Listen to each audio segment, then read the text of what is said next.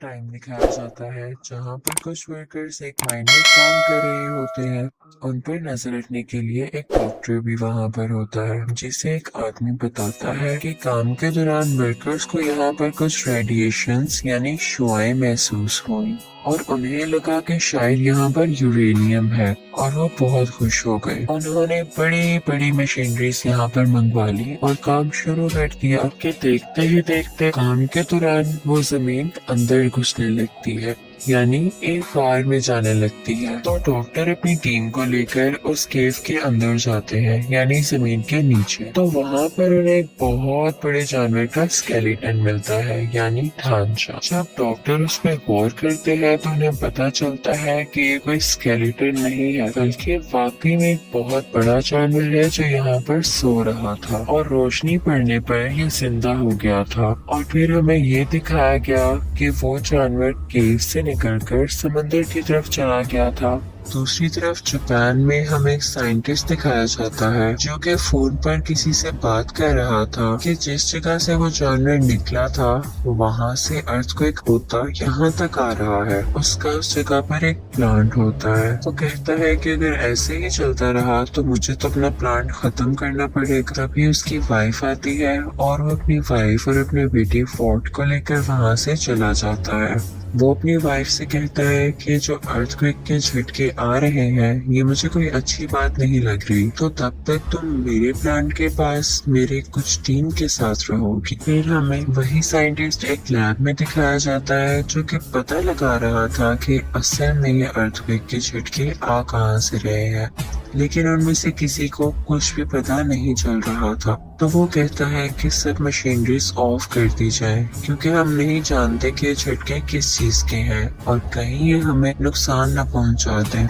इसी के साथ वहाँ पर फिर से अर्थक्वेक आने लगता है और साइंटिस्ट की वाइफ भी वहाँ पर आ जाती है। वो वहाँ से भागने लगती है और चैम्बर में ब्लास्ट होने की वजह से एक पॉइजनस गैस यानी जहरीली गैस उसकी तरफ बढ़ने लगती है। साइंटिस्ट अपनी वाइफ को बचाने के लिए आगे बढ़ता है, लेकिन तब तक बहुत देर हो चुकी थी और गैस पूरी तरह से उस कैबिन में फैलने लगी थी।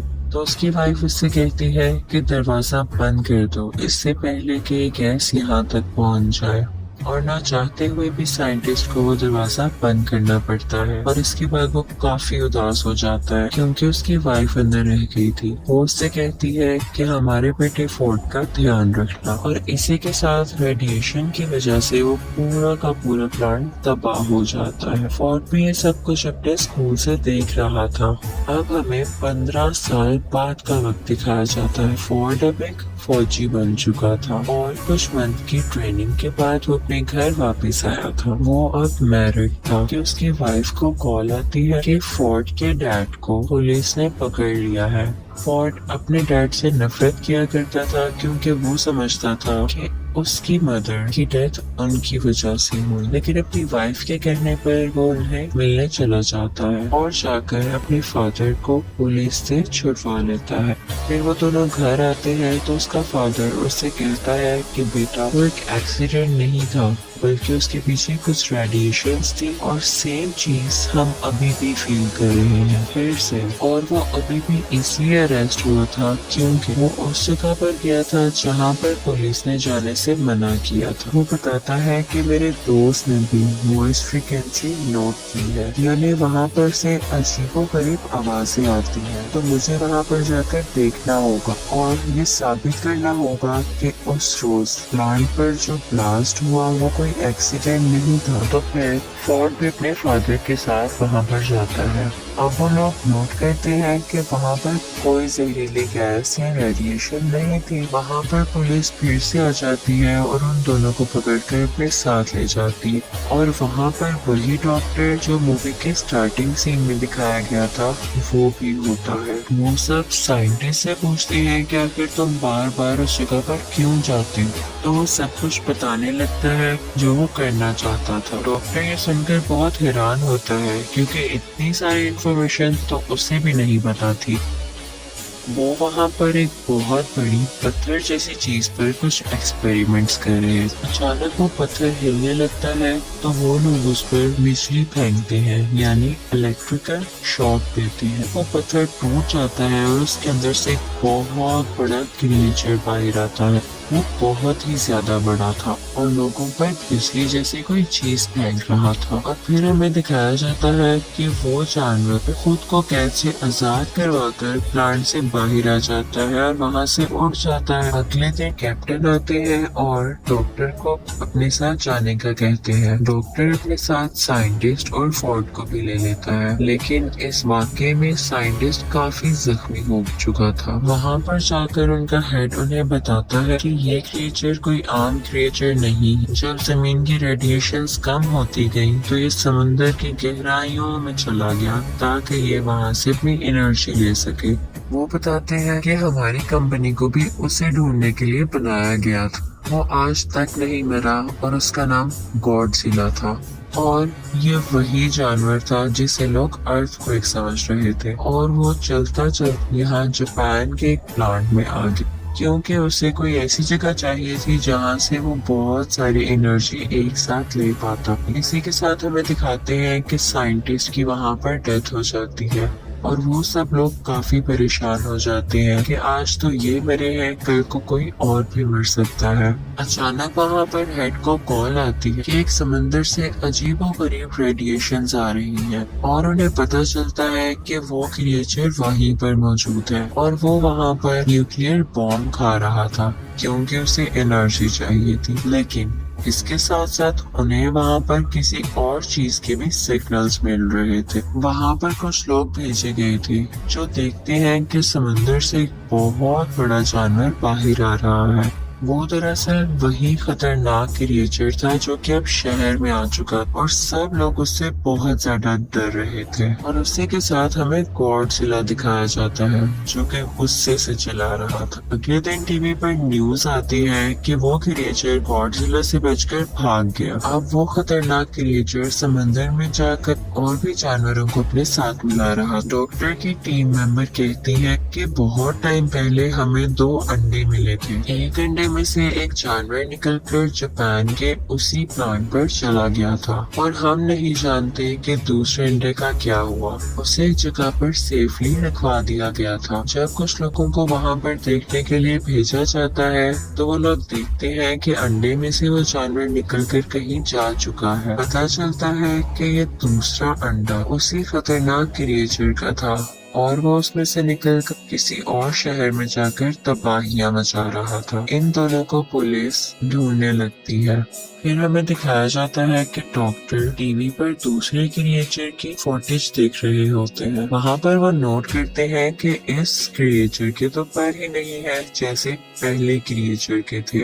रिसर्च करने पर उन्हें पता चलता है कि ये फीमेल है और पहला क्रिएचर मेल था। अब क्योंकि फोर्ड भी एक फौजी था तो उसे आर्मी के साथ हर जगह भेज दिया जाता है कि वो उन क्रिएचर्स को रोक सके। दूसरी तरफ हमें कैप्टन बताता है कि वो क्रिएचर्स बहुत तबाही कर रहे हैं। तो हेड उनसे कहता है कि हमें इन्हें एक बहुत ही खतरनाक बॉम्ब से उड़ाना पड़ेगा। तो कैप्टन कहता है कि इससे तो उन्हें फायदा होगा क्योंकि उन्हें न्यूक्लियर एनर्जी चाहिए और इससे वो और ज्यादा स्ट्रॉन्ग होंगे। तो हेड कहता है कि हम इसके सिवा कर भी क्या सकते हैं, रिस्क तो लेना होगा।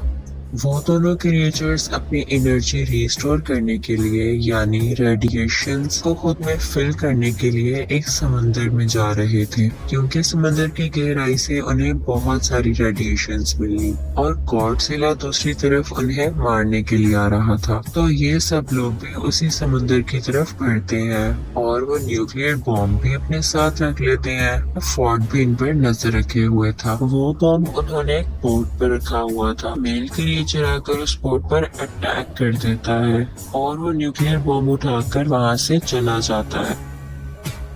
अब वो दोनों क्रिएचर्स उस बॉम्ब को लेकर वहां से दूर चले गए थे क्योंकि उन्हें वो चीज मिल गई थी जिससे उन्हें बहुत सारी एनर्जी मिलने वाली थी। आर्मी का और हेड का ये प्लान अब पूरी तरह जाया हो चुका था। वो लोग सोचते हैं कि हमसे तो कुछ भी नहीं हो पाएगा, तो शायद गॉडजिला हम सबकी जान बचा ले। फिर हमें दिखाया जाता है कि वो क्रिएचर्स शहर में बहुत तबाही मचा रहे थे, लेकिन लकीली गॉडजिला भी वहां पर आ जाता है और आर्मी भी वहीं पर थी।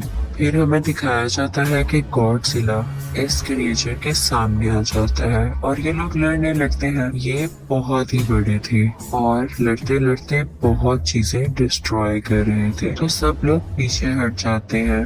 यहाँ पर अभी सिर्फ मेल क्रिएचर ही मौजूद था, तो गॉडजिला उससे आसानी से लड़ पा रहा था और वो उसे मारने ही वाला होता है कि पीछे से फीमेल क्रिएचर आकर उस पर अटैक कर देती है और अब गॉडजिला इन दोनों से अकेला लड़ रहा था। यहाँ पर गॉडजिला के लिए उन दोनों को मारना काफी मुश्किल हो रहा था। दूसरी तरफ हमें दिखाया जाता है कि आर्मी को अंडरग्राउंड यानी जमीन के नीचे एक घोंसले में बहुत से अंडे मिलते हैं जो कि फीमेल क्रिएचर ने दिए थे और गॉडजिला के लिए उनको हराना काफी मुश्किल हो जाता। आर्मी वहाँ पर एक बॉम्ब पर टाइमर लगाकर बाहर आ जाती है और जल्द ही वो बॉम्ब ब्लास्ट हो जाता है और सब के सब अंडे उसमें हट जाते हैं। जब मेल और फीमेल दोनों क्रिएचर ये देखते हैं तो उन्हें अपने अंडों की फिक्र होने लगती है और वो दोनों गॉडजिला को छोड़कर उस तरफ भागते हैं।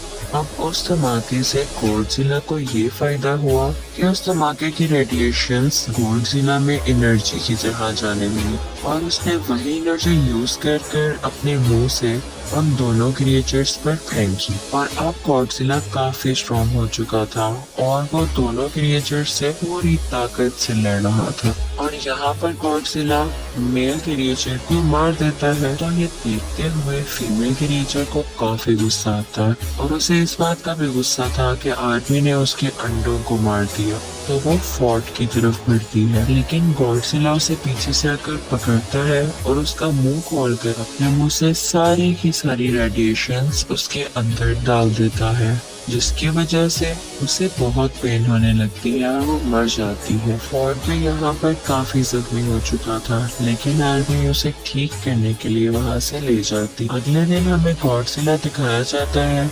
लोग समझ रहे थे कि वो मर चुका है, लेकिन वो थक चुका था और अपनी आंखें बंद कर लेटा हुआ था कि अचानक वो उठता है और वापस समुद्र में जाने के लिए चलने लगता है। वो इनफैक्ट यहाँ पर किसी को कोई नुकसान नहीं पहुँचाने आया था।